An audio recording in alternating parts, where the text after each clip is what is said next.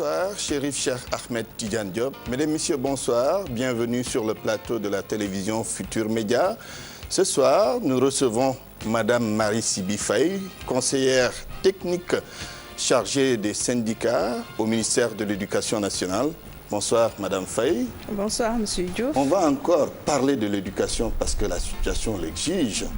Alors, on est dans une crise scolaire très aiguë. Comment elle est vécue au ministère de l'Éducation nationale? Bon, crise scolaire très aiguë, d'accord. Je dirais qu'au niveau du ministère de l'Éducation nationale, même si c'est une classe qui est fermée, ça nous pose problème. Et encore moins quand c'est sur l'étendue du territoire national, quand même qu'on note des perturbations relatives à une grève des enseignants. Ce qui veut dire qu'on a au moins dans la semaine plusieurs classes fermées. Mais je peux dire aussi que le ministère, en tout cas, fait tout pour que cette situation prenne fin. Elle vous inquiète, cette situation qu'on est en train de... Elle nous inquiète, même si c'est pendant 1 heure de temps qu'une classe est fermée, nous nous disons que le quantum horaire est entamé. Et nous allons vers des examens scolaires. Au-delà des examens scolaires, il y a l'avenir de nos enfants, surtout ceux qui sont actuellement en classe de terminale, qui préparent donc qui se préparent à aller au niveau de l'enseignement supérieur et pour lesquels nous avons besoin de diplômes crédibles. Donc, c'est un problème que nous vivons actuellement au niveau du ministère de l'Éducation nationale et je pense que l'ensemble du gouvernement est mobilisé justement pour qu'on mette fin à cette crise. Vous mettre fin à cette crise, qu'est-ce que vous êtes en train de faire? D'abord, je dirais que l'ensemble des ministres et ministères concernés par cette crise sont en train de travailler sur les points de revendication. Le ministère de l'Éducation, le ministère de l'Éducation nationale, publique, le ministère en charge de la fonction publique, donc qui gère le dialogue social pour ce qui est du secteur public, le ministère de l'économie, des finances et du plan, bien sûr, d'autant plus que la dimension budgétaire est assez importante, le ministère de la formation professionnelle, de l'artisanat et de l'apprentissage, qui gère aussi une partie du personnel enseignant, le ministère de l'enseignement supérieur, qui est concerné par une partie des revendications aussi. Au-delà, le ministre en charge du dialogue social globalement, et il faut dire que même Monsieur le Premier ministre est impliqué et Monsieur le Président de la République est attentif à tout ce que nous sommes en train de faire actuellement pour que cette crise prenne fin. Oui, qu'est-ce qui est aujourd'hui le plus compliqué pour vous au niveau du ministère de l'Éducation nationale? Parce qu'il y a quand même plusieurs revendications, 11 points sur la plateforme revendicative des enseignants. La plateforme revendicative des enseignants va au-delà des 11 points. Nous avons 32 points de revendication et un point qu'on peut considérer comme étant une recommandation, c'était la mise en place d'un comité de suivi des accords. Ce comité qui a été créé et qui fonctionne correctement depuis le 23 septembre. Donc c'est un comité qui doit se réunir en principe tous les 3 mois. Et je peux dire qu'aujourd'hui, on a même dépassé ce cap de 3 mois. Le comité se réunit très souvent. En principe, c'est le directeur général de la fonction publique qui est le président du comité. Aujourd'hui, c'est Madame le ministre en charge de la fonction publique qui s'est investie personnellement pour prendre en charge le suivi de la mise en œuvre de ces accords. Et je peux dire aussi que sur les 32 points, au moins pour 24, nous avons soit une solution totale ou en tout cas une solution, un début de solution et qu'on va vers vraiment la prise en charge définitive. Oui. Donc sur les 24 points, vraiment, je pense qu'il y a des avancées notoires. Certains sont réglés définitivement et je peux même citer le cas de l'annualisation du salaire des vacataires. Par rapport à ce point, c'est le gouvernement qui avait pris sur lui d'augmenter le salaire des vacataires à 150 000 francs sans qu'on ne le demande et maintenant d'accorder l'annualisation. Donc les vacataires perçoivent tout au long de l'année comme les autres enseignants. Ça a été réglé avant la prise en charge, avant la signature du protocole d'accord du 17 février, il faut le dire. Oui. Donc le gouvernement était en train de poser en tout cas des actes forts pour dire qu'il s'est engagé à une bonne prise en charge des revendications.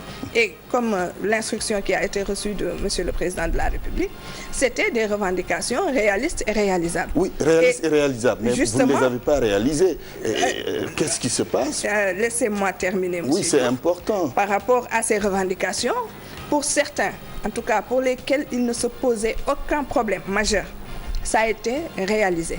Maintenant, il y a des questions complexes qu'on ne pouvait pas régler d'un tour de main. Lesquels? Je prends l'exemple de la validation des années de vacation, de contractualisation, de volontariat. Ça a été fait par l'Assemblée nationale là-dessus. L'Assemblée nationale a voté la loi en procédure d'urgence. Et cette loi, en tout cas, la prise en charge de cette revendication a une incidence financière certaine. Donc, il fallait au gouvernement le temps déjà d'identifier la population concernée, ce qui nous a valu une tournée nationale sur l'étendue du territoire national pour pouvoir, en tout cas, disposer des informations relatives à chaque enseignant, déjà. Au-delà de cela, il nous fallait aller vers l'évaluation financière, ce que le ministère de l'Économie, des Finances et du Plan a fait. Et nous allons vers, maintenant, en tout cas, nous allons convoquer la commission ad hoc en charge d'étudier le niveau, les conditions et les modalités de paiement de l'incidence de la validation pour la rame soutenable. Tout ça, c'est important, mais apparemment, il y a un problème d'information parce que quand vous énumérez tous ces points importants, les enseignants persistent dans les revendications, ça veut dire quelque part, vous ne vous entendez pas du tout et qu'il y a un problème de communication, non? Je pense que ce problème de communication est derrière nous parce qu'il y a quand même Qu'est-ce qui bloque alors maintenant? Les facilitateurs qui se sont investis pour qu'il y ait cette fluidité d'informations entre le gouvernement et les enseignants. Nous avons tenu plusieurs réunions. La dernière en date, c'était celle du samedi.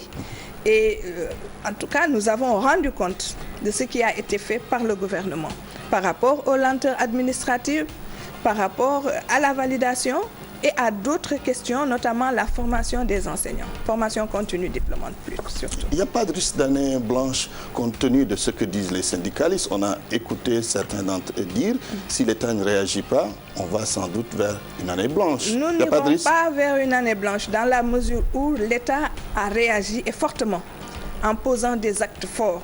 Je vous l'ai dit, la loi sur la validation a été votée en procédure d'urgence. Maintenant, nous ne pouvons pas aller au-delà, c'est-à-dire ne pas respecter le cadre réglementaire par rapport au vote de cette loi, à la signature du décret, excusez-moi, par Monsieur le Président de la République, et des décrets d'application.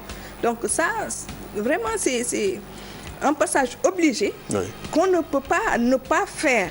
Nous sommes obligés d'attendre que la loi soit promulguée, que le décret d'application soit signé par Monsieur le Président de la République et ils savent que cela se fera d'un moment à l'autre. Oui, mais à ce niveau, il n'y a pas de problème. Oui, au début, ils le savent. Est-ce qu'il ne fallait pas expliquer cela aux enseignants? Parce que vous signez, d'accord, oui, on va régler ces problèmes. Monsieur Diouf, je reviens vers vous en vous demandant quel est le rôle du comité de suivi. C'est un comité qui se réunit régulièrement et ce comité fait le point à chaque fois sur l'ensemble des questions qui ne sont pas réglées, notamment la validation. Et au fur et à mesure que le gouvernement avançait, les organisations syndicales étaient fortement informées. Et quand je dis fortement, je pèse mes mots dans la mesure où ils ont des représentants dans ce comité, le comité ad hoc, qui a travaillé sur l'identification du périmètre. Il ne faut pas avoir peur pour le reste de l'année scolaire parce que nous sommes quand même presque à la fin. Je ne pense pas. Je lance un appel aux enseignants. Les enseignants Je lance un appel aux enseignants. Les élèves également. Ils savent qu'aujourd'hui, le gouvernement a fait énormément d'efforts. Les points les plus difficiles, ils l'ont consigné. C'est le paiement de l'indemnité de fin d'engagement des enseignants contractuels décédés. À ce niveau, le ministère n'avait reçu qu'une dizaine de dossiers. Les 8 ont été réglés parce que c'était des dossiers complets. Aujourd'hui, nous leur avons envoyé la liste des pièces à fournir par rapport à cette question-là. Il ne se pose aucun problème de prise en charge à ce niveau-là. Au niveau des lenteurs administratives, la fonction publique avait pris un engagement ferme en disant qu'elle va procéder à une opération coup de poing, ce qui a été fait. Madame le ministre a pris le mois d'avril pour la signature de l'ensemble des actes.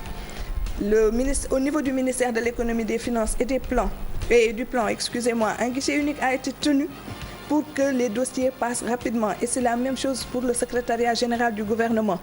Le ministère de la fonction publique a fait un communiqué en leur donnant le site du ministère pour montrer qu'il y a des actes qui commencent à sortir.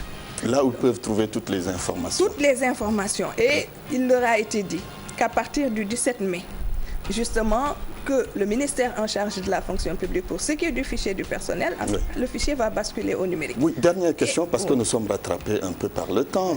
La personnalité de votre ministre, les syndicalistes en parlent souvent, que ce n'est pas un homme de dialogue, que c'est un dictateur, entre autres. Est-ce que quelque part, ça n'a pas été déterminant dans la crise actuelle, la crise scolaire? Je ne pense pas. Un dictateur. Il a bien géré la situation? Absolument, absolument. Et par rapport à son ouverture, moi, en tout cas, en tant que conseillère technique chargée des syndicats, et je parle devant le peuple sénégalais, ils savent qu'à chaque fois qu'ils me sollicitent pour une rencontre, nous faisons la facilitation. Monsieur le ministre les reçoit quand il est disponible. Mais il faut aussi qu'on se dise qu'au-delà de monsieur le ministre, il y a le directeur de cabinet, il y a le secrétaire général, il y a les directeurs nationaux. Mais si maintenant... Parce que l'agenda de M. le ministre est quand même assez chargé. Oui, mais quand les syndicalistes vont jusqu'à dire, demander l'arbitrage du président de la République, quelque part, ce n'est pas un désaveu? Je ne pense pas. Je ne pense pas. Maintenant, il ne faut pas aussi qu'on confonde ce qu'ils appellent gestion démocratique et co-gestion. Oui. Quand est-ce que la crise sera terminée? Bon, en tout cas, le gouvernement a fait des avancées notoires. Les facilitateurs sont en train de jouer un rôle important pour qu'il y ait rencontre. Nous avons tenu une rencontre déjà le samedi. Nous programmons une autre rencontre le jeudi avec le grand cadre. Et je pense qui a déclenché d'ailleurs son 5e plan d'action aujourd'hui, il faut le rappeler. Voilà, vraiment, j'en appelle au sens de la responsabilité des uns et des autres. Parce que quand même, les avancées sont là. Et ils savent qu'il y a eu des avancées. Très bien. Donc, ce que nous demandons, c'est que tout simplement, que nous nous disions que nous avons la responsabilité de l'avenir des Sénégalais devant nous, des enfants sénégalais. C'est l'avenir du peuple sénégalais qui est en jeu. Et par rapport à cela, quand même, il y a en tout cas à faire. Un don de soi. Merci. Je vous en prie. Madame Marie Siby Faye, je rappelle que vous êtes conseillère technique au ministère de l'Éducation nationale. Vous êtes chargée des syndicats. Mesdames, Messieurs, bonsoir. C'est tout pour ce soir. Chérif Cheikh Ahmed Tidiane Diop, à vous.